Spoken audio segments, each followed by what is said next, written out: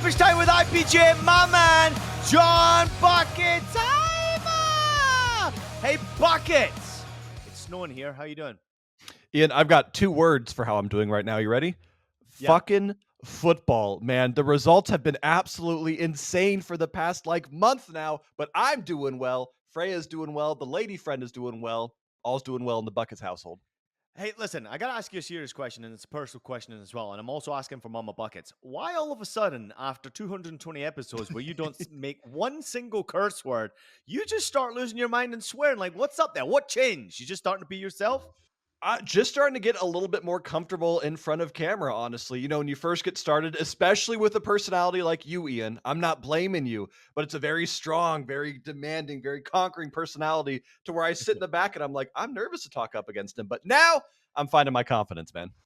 Yeah, listen, I think everybody wants to see the true personality, the true you. And I think that's why Stoppage Time is so successful, because people want to see and hear from the exact person as what they would get in real life. And when you're watching John Bucket Time or an Early Edge, or you see IPJ on Galazzo Network Scoreline, you're not getting, that 100% true personality. You are getting me close enough to it, but you're not getting the swear words, because I'm a pro. I like to keep it a little bit more professional, so I'm not like fully going at it. But when you curse, there's an extra bit of passion that you manage to get out there that reaches 100%. Are you feeling that as well? That when you do swear, hey, listen, I'm just doing things naturally.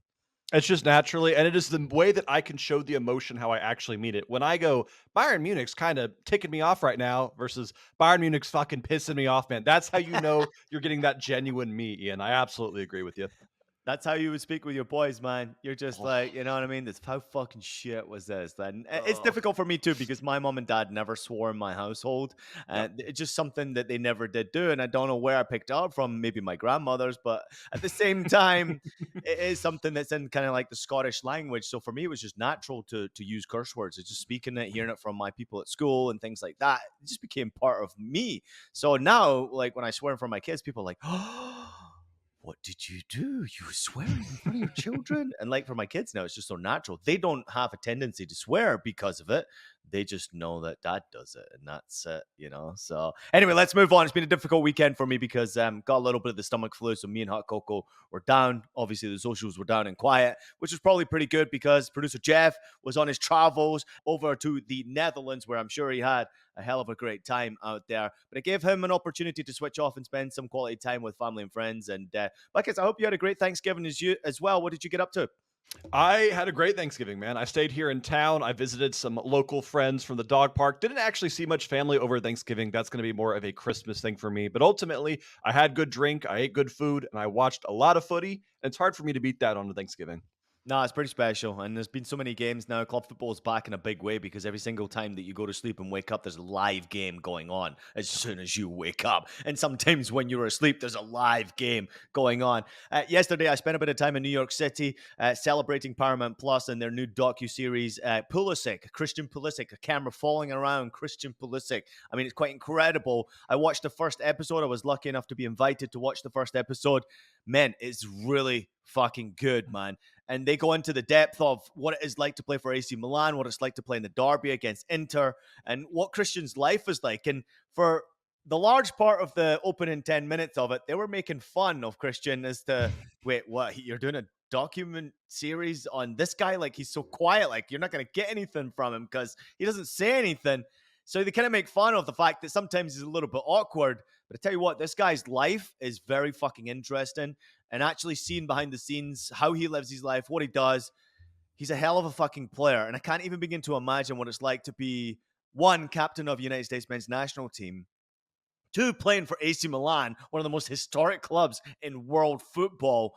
And then three, you're also like this public figure. You're going on Jimmy Fallon and you're doing like all these crazy magazines and kids look up to you. I can't even begin to imagine what it's like for him. So finally, we have an opportunity to see that. It's coming out on Paramount Plus, of course, on December 9th. So please make sure you go and watch that one. I think Buckets, you'll be looking forward to it as well. Absolutely. As a fellow awkward individual myself, Ian, there's a lot more than meets the eyes with people like me and Christian Pulisic putting us on the same pedestal here. I'm excited for it too, just because I forget sometimes that he was this guy who was at Chelsea kind of struggling for the longest time. That move to Italy, I think, did a lot for his career, and I'm excited to Yeah. see how they portray that in the docuseries. Yeah, it was pretty cool. We got to do a Q&A as well, live Zoom call with Christian after the first episode showed. And I got to ask him a question, what was it like playing in and scoring in the Milan derby compared to playing in a London derby or playing in Der Klassiker? And, listen, he's a quiet boy when he answers, but you can clearly see that, like, wow, man, he's lived some fucking life. Even when I'm asking the question, I'm like, this dude's won a Champions League. Like, Yeah. it's insane to think. Like, no one gives him the credit for what he has done so far. People have a tendency to pick on players like him because they're on this pedestal. They're on the top of the game right now. And at Milan right now this season, he's having a hell of a campaign. Speaking of domestic club football being back, Buckets, are you ready to get into some fucking big bets, baby? Let's do it, man. I'm so stoked for this weekend. Dude, it is absolutely mega. So let's begin on Friday. We've got Stuttgart against Union Berlin, Celta Vigo against Mallorca, Atalanta against AC Milan, Christian Pulisic. Don't forget, December 9th, you can watch his documentary on Paramount Plus. And then we've got Inter against Parma. We've got Lille against Brest and PSG. They're traveling to Auxerre. On Saturday, the games heat up even more so because we go to a Liverpool derby. Everton against Liverpool, Girona against Real Madrid, Leverkusen against the mighty FC St. Pauli, who finally scored a home goal and finally won a home game in the Bundesliga this season last weekend. We've got Gladbach against Borussia Dortmund.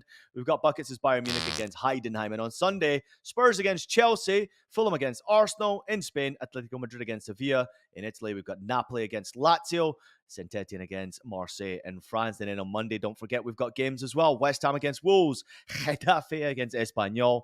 And in Italy, we've got Monza against Udinese. Buckets, ready for the bets? Let's do it. You know it wouldn't be an episode of Stoppage Time if we didn't get you some wagers from our betting expert, the blonde bombshell, the betting unicorn. Yes, that's right.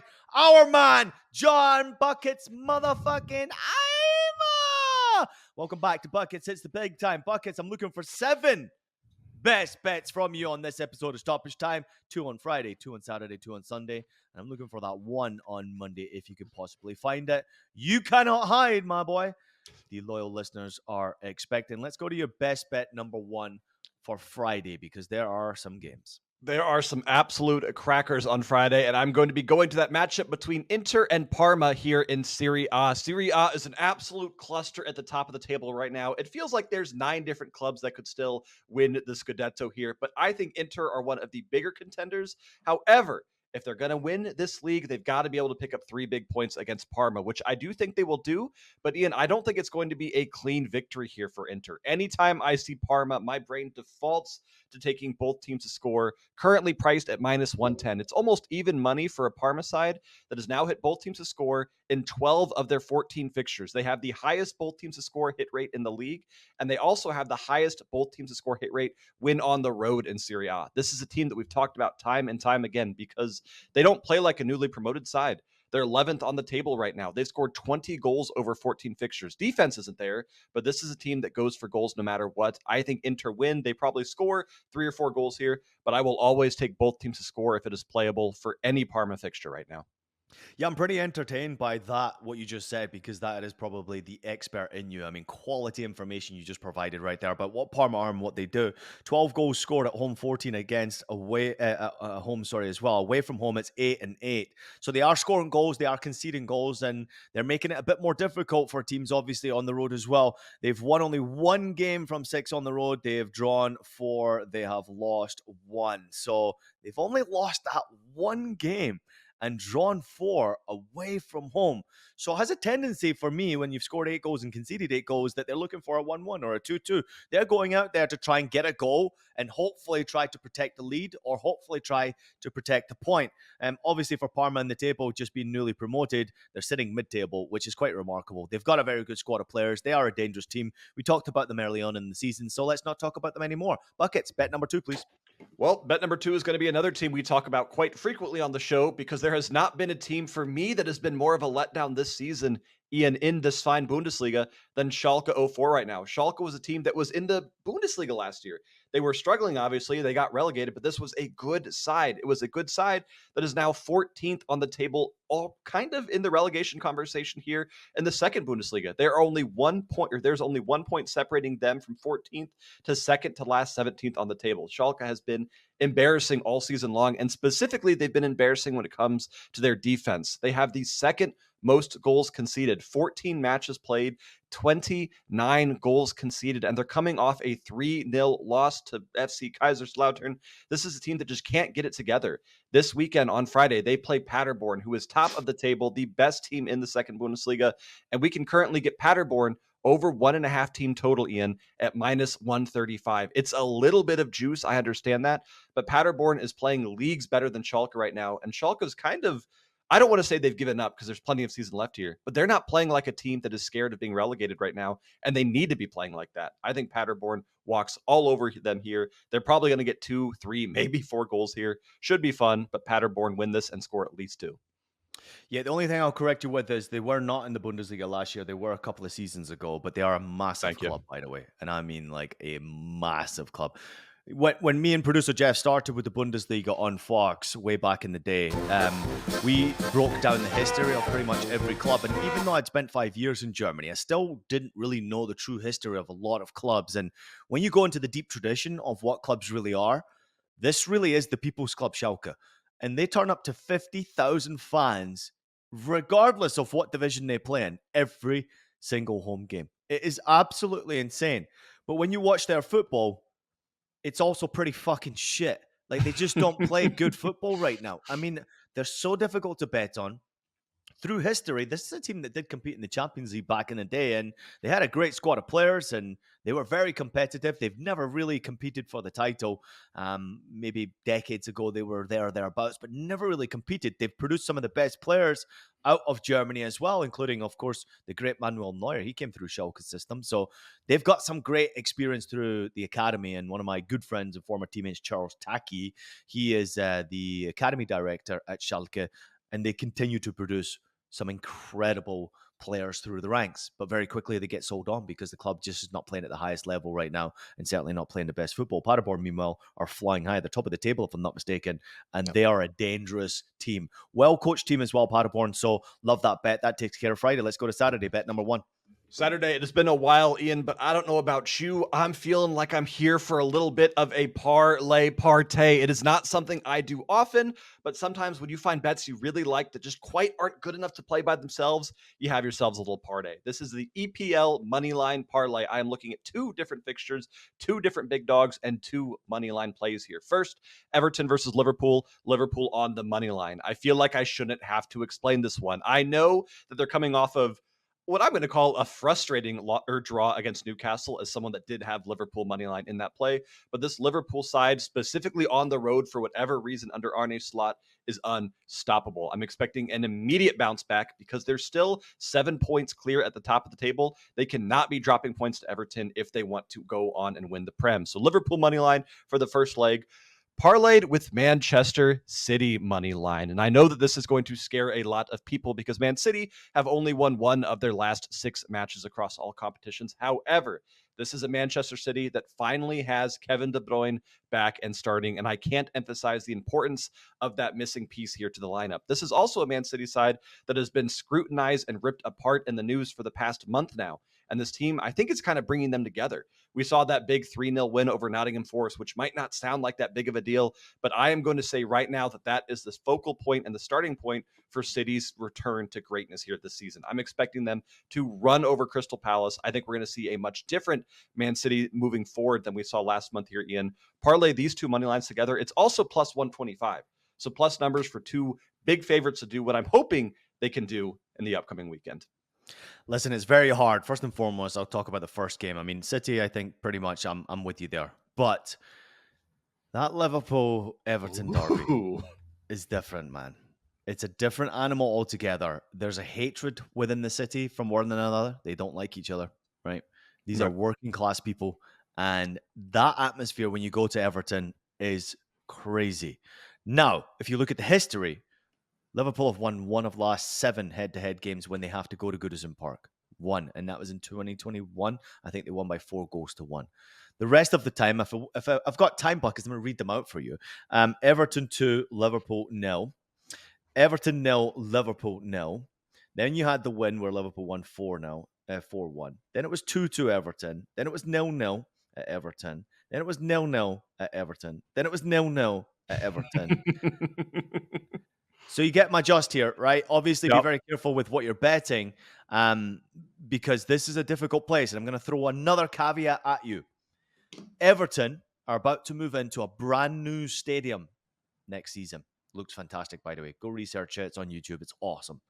So this is the last ever derby to be played at Goodison Park. So buckets, in that 60-second rant that I just gave you, did I put some doubt in your mind? It's really hard to get under my skin, Ian. I'm not someone that doubts themselves easy. You put a tiny seed of doubt, but not enough to deter me from this wager because Liverpool this season, I got to back them here, baby. It's going to be 2 out of their last 8 after this weekend. Liverpool are by far the better team. They should win this game, but just be careful. That's all I'm saying. Bet number 2, buddy. Bet number 2, I'm going to the Turkish Super League. A little bit of a switch up here from the Prem and the Serie A that we've talked about so far. But I'm looking at the fixture between Besiktas Istanbul versus Fenerbahce. And I won't talk too much about this one because I know this is not two teams that people maybe follow that closely. All you need to know is that Besiktas has Ciro the Hero, someone that we saw at Lazio and multiple clubs here over the last few seasons, taking on Fenerbahce. And Fenerbahce is one of the big dogs in Turkey, and it's not really close. You've got Galatasaray and you've got Fenerbahce at the top here. And Fener, over 1.5 team total at minus 125, might just be my favorite play of the entire slate because that is something that they have hit every single match this season in the league play. Fenerbahce has 13 matches played, 36 goals scored. They're averaging almost 3 goals a game. And Besiktas is a good side, but they're also a side that have not won in their last 5 matches. This is a team that is struggling to produce results, and they're relying way too much on Chiro to produce everything for them right now. I think Fener win this one. I think they score at least 2 here, Ian. And at minus 125, that is a line you will not see again this season. Listen, I support you on this one, and I also think that obviously your knowledge of Turkish football is very up there because you're betting quite heavy on Turkish football, and I respect that. Fenerbahce and Besiktas, obviously a derby game. And did you see the video of Jose Mourinho with his assistant when they celebrated a goal most recently? The assistant ran to celebrate with the player, and Jose Mourinho yanked him from his hood, pulled him back. I'm going to send it to Jeff so he can put it in. Oh my God. It was hilarious. It was like a fucking sit back down on their bench. It was like a school teacher. Like back in the day, they used to be able to grab you and push you back, or when your mom grabbed you. I was like, what the heck? This guy's absolutely nuts. But in Turkish football, it's so passionate. It's so dangerous. And this obviously being a derby game, anything can happen. So be responsible. But yeah, I expect goals in that game, actually. Full stop. I think we could see a 3-2, 4-3 kind of game as well. So I'd be also looking to maybe bet the over in that game, but over team total, I think is a safe play for Fenerbahce under Jose Mourinho. Let's go to Sunday, best bet number 1. Sunday best bet number 1 is something that I want to talk a little bit about here because I have been absolutely enthralled watching Chelsea in the Premier League. And Chelsea is a team that for the last few seasons I have not bet on hardly at all. And I definitely haven't watched them because it's a team that's been a bit of a letdown, a lot of rebuilding years, a lot of stuff they have to figure out. But right now, Chelsea might just be the most fun team for me to watch in the entire Premier League. This is a team under their new manager that is playing. I haven't been watching soccer long enough to say old school Chelsea, but this is a team that is playing like they're a damn Bundesliga side.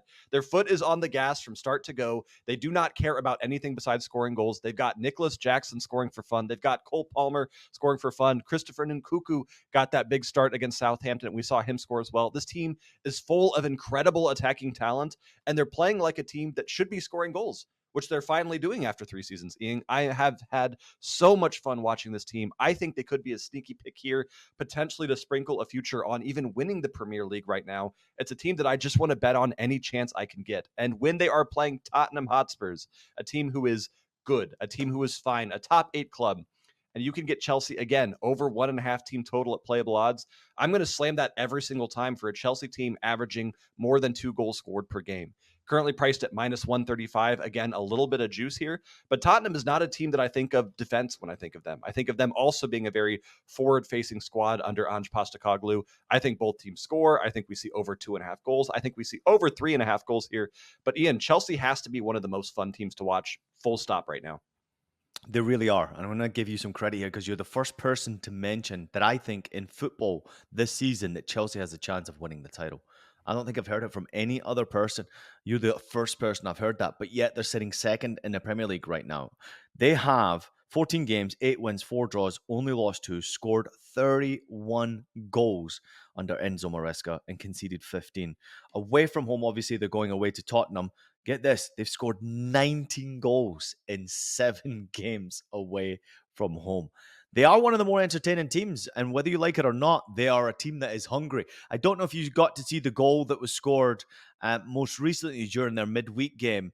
Christopher Nkunku ran through and beat the goalkeeper, slipped it past the goalkeeper, but didn't really hit it too well. The ball was going in the back of the net.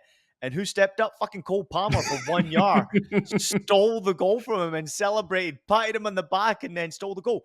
But like people would see that as being selfish, right? And it is. But you need players to be selfish. You need them to be hungry. You need them to guarantee victory. You need them to want to win. Like anything could have happened. It was gonna anyway, but anything could have happened. So put the ball in the back of the net. Like there's this desire from Chelsea. What Maresca has done at that football club is quite remarkable. I'm intrigued because Tottenham do concede a ton of goals. They're obviously that team that I'm worried about most at home, because they can score 17 goals themselves. That one could be another high scoring, thrilling game. But I'm just like, Tottenham are so difficult to read. One minute, they put out a performance against Man City where they absolutely smashed them. And then the next minute, they're losing to Mr. fucking random nobody. And it's like, they lost to Ipswich Town the week before. Who is this team? What are they? I don't quite understand who they are, but I absolutely love it. That's a great bet. Let's go to bet number 2. Two things as well here, Ian. I just want to point out for the future people that like looking at futures market, Chelsea to win right now is currently plus 1,400 to win the league, and Chelsea to finish in the top 2 is plus 450. Maybe things you want to consider, considering they're currently second and looking really good. But going to my next bet here on Sunday, we're going to Serie B, which is different than Serie A. This is the second tier of Italian football. Something, honestly, I don't touch on a whole lot. It's not a league that I love, but I do like betting on specifically the teams that are dominating through Serie B right now. And no one is doing that like Sassuolo. And I'm looking at that matchup between Sassuolo and Sampdoria, two teams with Serie A experience, two teams that have been there before and that know what it means to win. But right now, it's two teams that are kind of doing way different things. Sassuolo is top of the league right now, 15 games played, 31 goals scored, only a single loss. They are running away with the league right now. And Sampdoria is doing that weird shit we see a lot of teams do, Ian, where they play for draws. This is a team that is not playing to win right now. It is a team that is playing not to lose. And as much as I hate seeing that, it's a great thing for us to bet when we're looking at both teams to score here, which is my bet for this fixture currently priced at minus 130. Sampdoria all season long has been going up 1-0 and then parking the bus, or going down 1-0 and then trying to get that draw and then parking the bus. This is a team that has seen 3 draws and 2 losses in their last 5. I think Sassuolo do win, but Sampdoria also has scored 20 goals in their 15 matches. They know how to score, and they've got good attackers, Ian. I love BTTS here, and I love BTTS and over 2.5 if you want even money as well. Don't have much else to add, but other than the Coppa Italia game was on Galazzo Network this week, and we watched Sassuolo play against AC Milan. They got pumped by 6-1. But what I recognized is they kept a lot of their players from being relegated last season from Serie A. They kept a lot of their players. So they've obviously got players on big contracts, and that's why they're top of the table. So they're pushing to get back, obviously, immediately to the top flight. But when you concede 6, there is that doubt in your mind as well for conceding more goals when you go into the next game. So anything can happen now. Let's go to Monday bet, please. Monday bet, I had to do a little bit of digging here, so bear with me, Ian. I don't think you're going to have very strong opinions on this one, unless if you are a fan of the Polish Ekstraklasa, which I know that you might be, as Korona Kielce are taking on Pogoń Szczecin. And I'm keeping this one nice and simple for everyone. I'm not going to try to pronounce those teams again because I know I'm wrong, so I apologize to our Polish listeners. Just take over 2.5 goals at this one. Minus 120. Has hit 3 straight in the head-to-head, and the Polish league in general this year has been incredible for goals. We've got multiple teams averaging over 2.5, 3.5 goals in their game. There's been a lot of really good action in the Polish Ekstraklasa here. Pogoń has scored 25 goals in 17 matches while conceding 21. Korona has conceded 27 and 17 while scoring 15. Two really good teams. Not really good teams. Two really good teams when it comes to goals. Korona trying to avoid relegation while Pogon's trying to get into the top 3 for European spot. Different motivation for each side here, Ian, but I love the over in a matchup like this. Yeah, no comment from me whatsoever on that one. So good luck to everybody out there. Please bet responsibly. Hey, Buckets, before we go and get the fuck out of here and enjoy our weekend, I've got to ask you, the MLS Cup final is taking place this weekend. It will be LA Galaxy against New York Red Bull. Just like we all wrote it up, right? LA Galaxy against New York Red Bull. Quite remarkable to see LA Galaxy in the final. Quite remarkable to see New York Red Bull in the final. But here we are. It should be a good game, though, because both of these teams have done incredibly well. Unfortunately for LA Galaxy, they're missing some big stars. Ricky Puig, how about this one? I saw In the that. semi-final, I mean, he tore his ACL and played on for 30 minutes or something like that with a torn ACL. And he produced an assist with a fucking torn ACL. I mean, that's mind-blowing to me, the fact that the kid managed to do that, but he's going to be missing for MLS Cup. And then you've got Marco Roy's potentially missing that game as well with an injury, or how much he can go will be determined on the day. Hopefully he plays a little bit. Going up against New York Red Bull, who were quite incredible against Orlando, getting through them. Some of us here betted responsibly, but also hit a nice bet with both teams predicting going to the final. Not many people thought Red Bull would get past Orlando. I did. Not many people thought LA Galaxy would get past whoever it was they played. I did, Seattle. And now it leads us to MLS Cup. Now, Buckets, I want a scoreline prediction from you, but I'm also looking at giving some information out here, because if you're going for the money line, LA Galaxy is clear favorite. They're minus 120 on the money line to win the cup. They're minus 205 for New York Red Bull, plus 275 on the money line, plus 160 for New York Red Bull to win MLS Cup. Is quite a tasty one right there. Now, we do have big goal scores for LA Galaxy. Jovovic, anytime goal score, plus 150. Gabriel Peck, plus 150. Lewis Morgan for New York Red Bull is plus 210. But LA Galaxy clearly have the more dangerous goal scorers up front. So I'm intrigued to see where my boy Buckets is going. I am staying the hell away from it with my own personal money, but I will still give a score prediction and a little bit of feedback here. I know you're not going to want to hear this, Ian, but I'm kind of leaning towards New York Red Bulls to end up lifting the cup here. This is a team that has dealt with really good goal scorers all tournament long, and they're doing it with this really aggressive and effective defensive style. They didn't allow Orlando to score. They beat NYFC 2-0 and didn't allow them to score. They beat Columbus in the first matchup 1-0 as well. This is a team that does not win by expected goals and does not win by stats, but they still managed to pull out the victory. I think this is going to be a low-scoring final. I wouldn't be shocked if we saw kind of a 0-0 or maybe a 1-0 either way here, Ian, but I'm just not expecting a lot of fireworks in this one, because New York Red Bull are going to do what's been working for them all cup, and that's sit back, play low, and wait for their chance to counter. All right, to your point there, Buckets, both teams to score no is currently sitting at plus 130. I like now. that. I like it. My scoreline prediction is going to be 1-0 New York Red Bulls here, Ian. And for our loyal listener lunatics out there, New York Red Bull 1, LA Galaxy 0 is currently sitting at plus 1,000. If you want to follow along, please bet responsibly. Buckets, I love it, man. That is great. Another episode of Stoppage Time done in 30 minutes. I appreciate you. I want you to have a great weekend. Any plans for this weekend? Yeah, I'm going back to do my makeup Thanksgiving with my family in Indiana. So I missed the first Thanksgiving. They're asking when I'm going to visit. Might as well go and visit, make the parents happy. Enjoy. I'm sure Mama Bucket's going to smack you around the back of the head for all the bad language you've been putting out here on Stoppage Time. Shout out to the fam, and hope you have a great time with everybody out there. Producer Jeff, keep killing it. Thank you for everything, all the great work that you do. Glad to see you back safely. To all the loyal listeners out there, hope you had a wonderful Thanksgiving. Hope you've had a great week, and I hope you have a wonderful weekend coming up. The most important role for me, and we're going to keep on batting on about this one. And before we do go, Buckets, a quick word of advice for you to people out there to continue to bet responsibly. As Buckets pointed out at the top of the show, it's been a roller coaster. And I've also seen some negativity on social media in the direction of my guy, John Bucketsheimer, who handles it incredibly well. But please, Buckets, they've got to start betting responsibly, because right now it's so unpredictable. Nobody knows. It's so unpredictable. You look at the staples of money and the staples of winning teams like your Real Madrids and your Manchester Cities. You just have to look at their last couple of fixtures to know that we're in a weird spot right now. I mean, we've watched Kylian Mbappe, one of the best goal scorers on the planet, miss back-to-back PKs for this Real Madrid side. We watched Man City win one of their last 6 fixtures. We watched Bayern Munich not score in a cup game at home against Bayer Leverkusen. We can't predict everything that's going to happen. We can only provide you with the information and with our insight on what we think will happen. There's no guarantees in sports betting ever. So please bet responsibly and stay out of my DMs. Don't come at me. That's not how this works. That's for sure. Everybody, Buckets is a taken man. Stay out of those DMs. Love you, everybody. Everybody have a fantastic weekend. Bet responsibly. Make sure you absolutely have it!